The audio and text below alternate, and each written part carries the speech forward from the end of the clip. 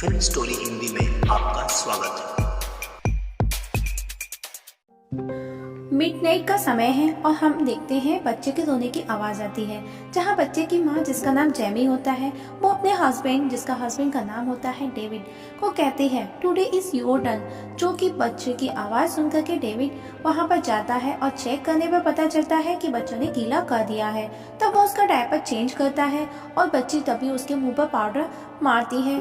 तभी वो दूसरे बच्चे को उठाता है और उसका भी डायपर क्लीन करता है। तो उस दौरान उसका दूसरा बच्चा उसके मुंह पर पॉटी कर देता है। नेक्स्ट डे मॉर्निंग में हम देखते हैं डेविड को, जो कि वो ऑफिस जाता है, जहां उसका बॉस उसे मीटिंग की याद दिलाता है।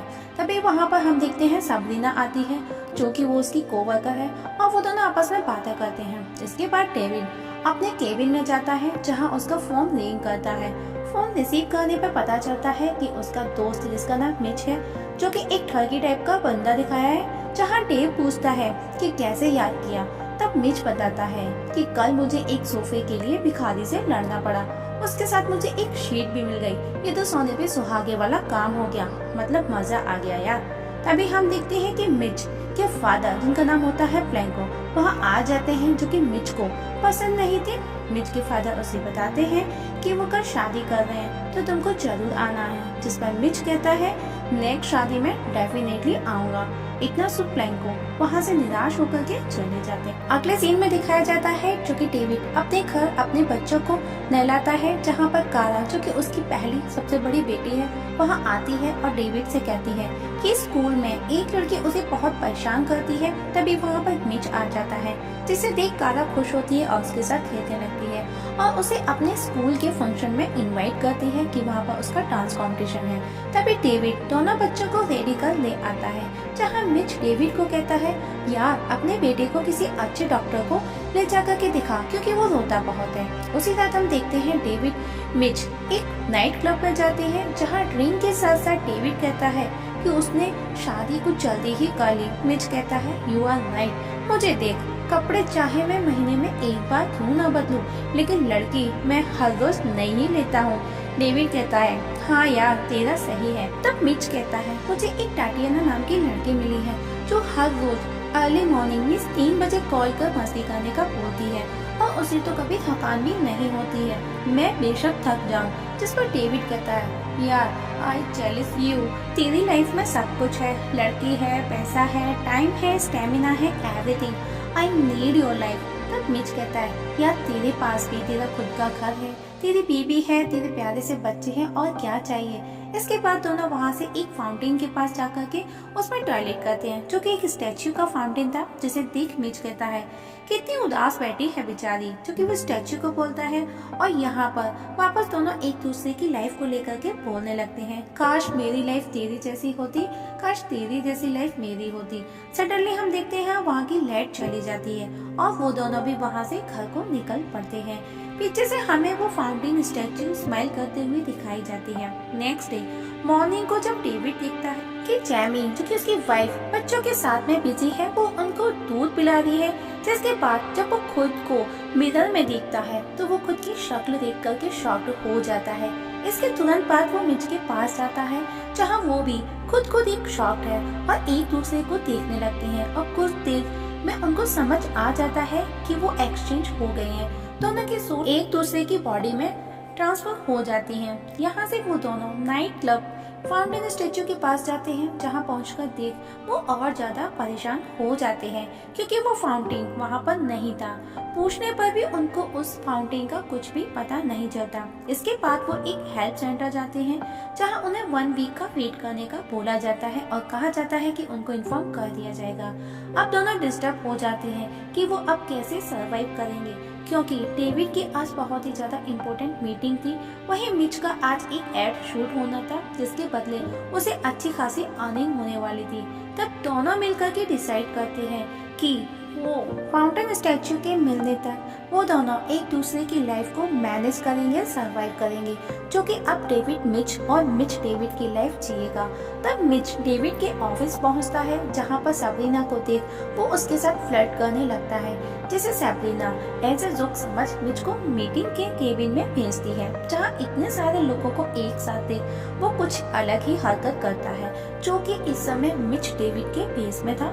तभी वहाँ केबिन में मौजूद लोग उससे कुछ सवाल पूछते हैं, जिस पर मिच मिस डेविड कहता है सही है, ओके अब खाना खाते हैं। इतना सुन वहाँ मौजूद सभी लोगों को गुस्सा आता है और वो गुस्से में उठ करके वहाँ से चले जाते हैं। उधर डेविड भी स्टूडियो पहुँचता है, जहाँ उसे पता चलता है कि उसको कबड्डी वाला ऐड करना है, जो कि ये देख वो हैरान रह जाता है। उसका मेकअप किया जाता है, जो कि एक लोनो है, एक लाइट पोर्नोग्राफी है, लेकिन उसे वो ऐड करना पड़ता है, वो भी एक साथ तीन के साथ। उधर मिच कारा के स्कूल पहुंचता है, जहां पर उसका डांस प्रोग्राम था। डांस के दौरान एक लड़की कारा को जानबूझ करके गिराती है, जिसके लिए टीचर उल्टा कारा को ही डांट लगाती है। तब कारा मिच के साथ घर आती है, तो मिच कारा को कहता है कि जैसे को तैसा वाला रेस्पॉन्स दिया करो, और वो कहता है कि ईंट का जवाब पत्थर से दो, जिस पर कारा कहती है ये तो गलत है ना डैड, आपने और मॉम ने तो मना किया था।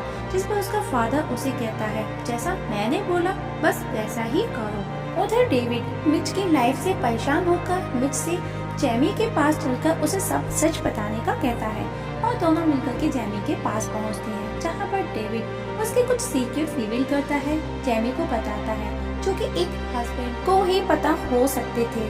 डेविड की बातें सुन वो उन दोनों पर गुस्सा करती है और उन्हें मारने लगती है। तभी जैमी भी एक पर्सनल सीक्रेट बताती है डेविड को लेकर। इसके बाद डेविड वहां से चला जाता है और वापस मिच के घर आ जाता है। वहीं मिच डेविड के घर मस्त डिनर कर रहा है। उधर डेविड मिच के घर बचा कुचा खाना दिखता है। डिनर के दौरान कारा कहती है आज मैंने एक पोएम लिखी थी डैड, जो कि वो मेन बोर्ड पर लगनी चाहिए थी, लेकिन टीचर ने मेरी जगह किसी और की पोएम लगा दी। तब डेविड मिस मिच कहता है कि मे भी तुम्हारी पोएम अच्छी ना हो। जिमी कहती है कारा को बोलो उसकी पोएम अच्छी है, जिस पर मिच कहता है सुनो कारा, देखो कारा, मैंने तुम्हारी पोएम जिसको मैंने नहीं पढ़ा और तुम्हारी क्लासमेट की पोएम उसे भी मैंने नहीं पढ़ा, तो तुम्हारी पोएम अच्छी है उस पोएम से जिसे मैंने नहीं पढ़ा।